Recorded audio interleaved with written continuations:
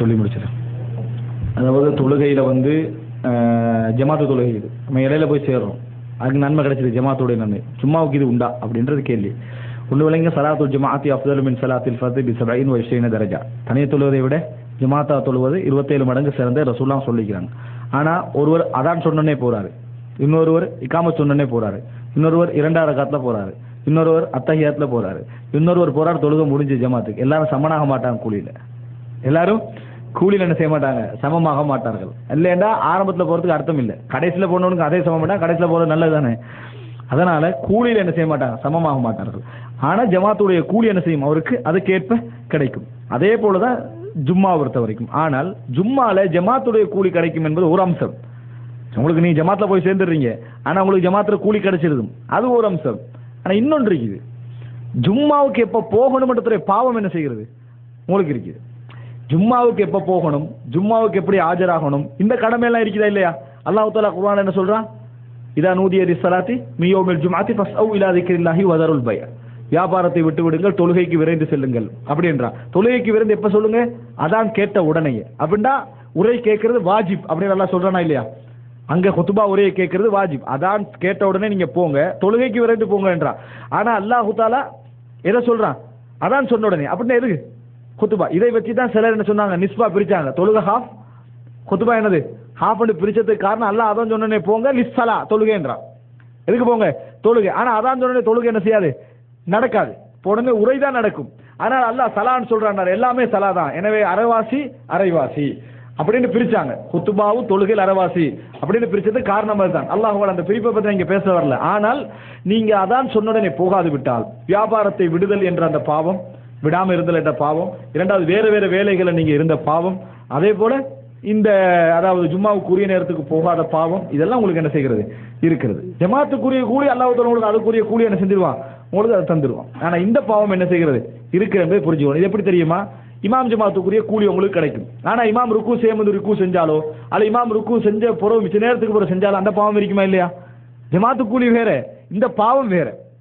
இது ரெண்டே என்ன செய்யணும் நம்ம புரிந்து கொள்ள வேண்டும். இதுதான் ஜும்மாவுக்குரிய விஷயம்.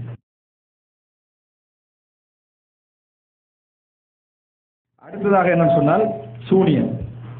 இதுக்கெல்லாம் நான் தொடர்ந்து சொன்னா எப்படி இருக்குன்னு பாருங்க. சூனிய மசாலா இதெல்லாம் சாதாரணமா முடிக்கிறோம்னு நினைக்கிறீங்க, இயலாது. சூனியம் சம்பந்தமான கேள்வி. இந்த சூனியம் பற்றிய கேள்வி என்னன்னு சொன்னால், சூனியத்தை பற்றி சூனியம் உண்டா, சூனியத்தால தாக்கம் உண்டா, இது எப்படி நம்பலாமா அப்படின்னு சொல்றது. இதெல்லாம் நான் ஒரு 2 நிமிஷம் சொல்லிடுறேன். சூனியம் சம்பந்தமாக இன்றைக்கு ஒரு பெரிய ஒரு பிரச்சனை போய்கொண்டிருக்குது. ஒன்றை புரிந்து கொள்ளுங்கள், குர்ஆனை சுன்னாவையும் பேசக்கூடிய, குர்ஆனை சுன்னாவை மாத்திரம் பின்பற்ற வேண்டும் என்று சொல்லக்கூடிய எந்த சகோதரர்களும் சூனியம் செய்யலாம், சூனியம் வைக்கலாம், சூனியக்காரனிடத்திலே போகலாம், இதெல்லாம் மார்க்கத்தில் அனுமதிக்கப்பட்ட செயல் என்று யாரும் சொல்றது இல்லை. ஒன்று.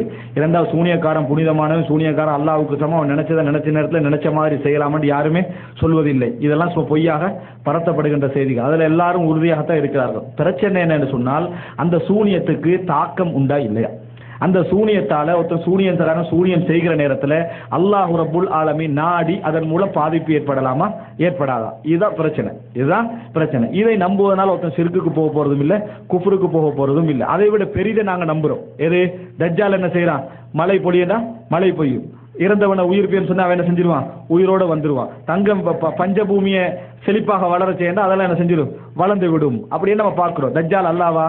இல்லை. ஆனா தஜ்ஜால் என்ன சொல்லுவான், அல்லாஹ்னு சொல்லு. எந்த சூனியக்காரன் தன்னை அல்லாஹ்னு சொல்றானா, கடவுள் என்று சொல்றானா? இல்ல. தஜ்ஜால் என்ன சொல்றான், தன்னை கடவுள் என்று சொல்லுவான். சொல்லிக்கொண்டே இவ்வளவும் செய்வான். அவன் நடக்குதா இல்லையா?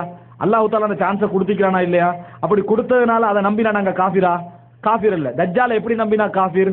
அவனாத்தான் செய்யறான், அல்லாஹ்வுடைய நாட்டம் இல்லாம இதை செய்யறான் நம்பினா காஃபிர் இல்ல. தஜ்ஜால் அதை செய்யறான், அவனுக்கு அல்லாஹ் தஆலா சந்தர்ப்பத்தை என்ன செஞ்சுக்கிறான், கொடுத்திக்கிறான் நினைச்சா காஃபிர் இல்ல. ஈசா அலைஹிஸ்ஸலாம் என்ன செஞ்சாரு, உயிர்ப்பிச்சாரு. இறந்தவர்கள் உயிர்ப்பிச்சாரா இல்லையா? குர்ஆன்ல வருது, வஹயில் மௌதா பிஇذن, அல்லாஹ்வுடைய நாட்டத்தை கொண்டு நான் உயிர்ப்பிக்கிறேன். ஈசா அலைஹிஸ்ஸலாம் உயிர்ப்பித்தார் நம்பினா காஃபிரா? இல்லை. அல்லாஹ் நாடி அவர் என்ன செஞ்சாரு, உயிர்ப்பித்தார். காஃபிர் இல்ல. ஈசா அலைஹிஸ்ஸலாமே உயிர்ப்பித்தார் நம்பினா காஃபிர். அவர்கள் யாரு? கிறிஸ்தவர்கள். விளங்கிட்டா உங்களுக்கு? எனவே அல்லாஹ் தஆலா நாடி ஒரு விஷயம் நடக்கிறது என்று நம்புவது பிழை இல்லை. இது எந்த வகையில என்ன செய்யாது, சிறுக்கு குஃப்ராகாது. இந்த அடிப்படையில் நடக்கக்கூடிய ஒரு ஆய்வு தான் எது, சூனியக்காரனுக்கும் சூனியக்காரனுடைய அந்த செயலுக்கும் அல்லாஹ்வுடைய நாட்டம் உண்டா, அவ்வளவுதான். அல்லாஹ்வுடைய நாட்டம் உண்டு என்று சொன்னா நம்பிட்டு போகலாம். அல்லாஹ்வுடைய நாட்டம் இல்லை என்று சொன்னா அது பிழை. இதுக்காக வேண்டி அவர்கள் காபிர்கள், அவர்களுக்கு பின்னால தொழலாது, மக்கா மதீனா இமாம்களை நம்புறாங்களே அவங்களுக்கு பின்னால தொழலாமான்ற லெவலுக்கு போறது இருக்குதே, இது என்னது ஆராய்ச்சியில் ஏற்படக்கூடிய ஒரு குறைபாடு என்பதுதான் இது அர்த்தம். அல்லாஹு ஆலம். எனவே சூனியம் சம்பந்தமாக குர்ஆன் வசனங்கள், ஹதீஸ்கள் இவைகள் எல்லாம் நான் பார்க்கிறோம். சூனியத்துக்கு ஒரு தாக்கம் உண்டு, சூனியத்தால் என்ன செய்யலாம், அல்லாஹ் நாடினால் பாதிப்பு ஏற்படுத்தலாம் என்ற கூடிய நிறைய செய்திகள் இருக்கின்றன. இதைத்தான் நாங்கள் நம்புறோம். இதை தவிர வேற எந்த மேலதிகமான நம்பிக்கை எனது அதில் இல்லை என்பதை நாங்கள் புரிந்து கொள்ள வேண்டும். அல்லாஹு ஆலம். இது சம்பந்தமாக நீங்க பார்க்கணுமாக இருந்தா உங்களுக்கு நிறைய செய்திகள் நான் என்ன செய்யலாம் உங்களுக்கு சொல்லலாம். சூனியம் சம்பந்தமாக ஒரு 9 தலைப்புல ஒரு கிட்டத்தட்ட 9 மணித்தியாலம் விளங்கிட்டா, சூனியம் ஜின் கண்ணேறு பாதிக்குமான்னு கிட்டத்தட்ட ஒரு 9 மணித்தியாலம் நாங்கள் பேசிக்கிறோம். அது பாருங்க. அதுக்கு பிறகு நடந்த என்னது நிறைய விளக்கங்கள், வாத பிரதிவாதங்கள்லாம் நிறைய பேசிக்கிறோம். பாருங்க, எல்லாத்தையும் சேர்த்து நான் ஒரு இணையதளம் உங்களுக்கு என்ன செஞ்சிடறேன், நான் தந்துடுறேன். அதில் உங்களால் என்ன முடிந்தால் நேரம் இருந்தால் பார்க்க முடியும். அது இல்லாமல் நிறைய நீங்க படிக்க வேண்டிய விஷயங்கள் இருக்கின்றன.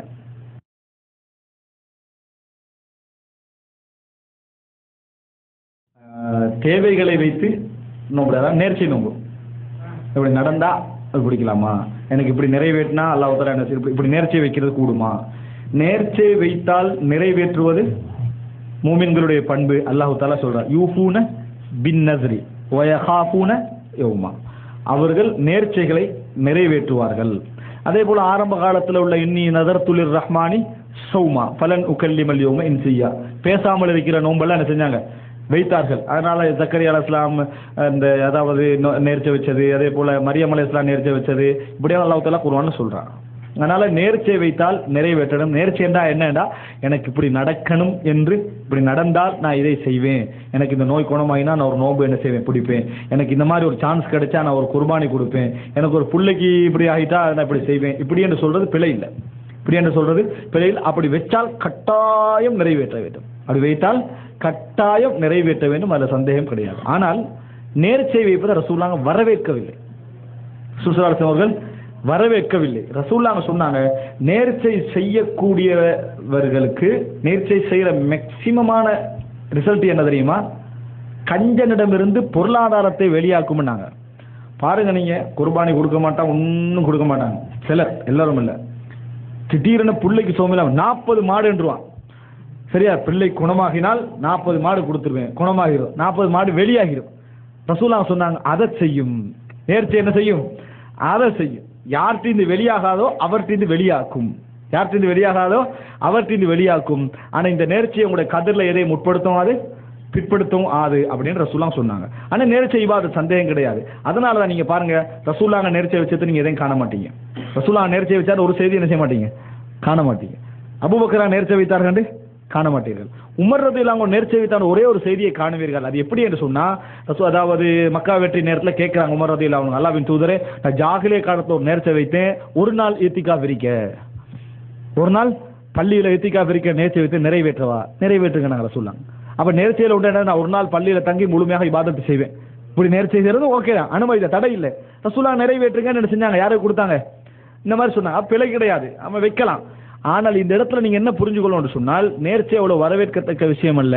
ஏன்னா நம்ம இறைவனோட நிபந்தனை இட்டு என்ன செய்யறோம், அது நடந்து கொள்வதனால. ஆனால் அது மார்க்கத்துக்கு முரணான அம்சம் இல்லை. ஆனால் நேர்ச்சை வைத்து விட்டால் கட்டாயம் நிறைவேற்ற வேண்டும். நேர்ச்சை வைத்துட்டு தந்தை மரணிக்கிறாரு, அதை நீங்க என்ன செய்யணும், அவர் ஹஜ் செய்யணும் அப்படின்னு நேர்ச்சை வைக்கிறாரு. நீங்க மகனாக இருந்தா, பிள்ளையாக இருந்தா, உங்களுக்கு வசதி இருந்தா அதை நிறைவேற்ற வேண்டும். இதுதான் விஷயம். மற்றபடி அல்லாஹ்ட்ட துஆ கேட்கறது தான் இஸ்லாம் என்ன செய்கிறது, நிறைய வரவேற்கிறது.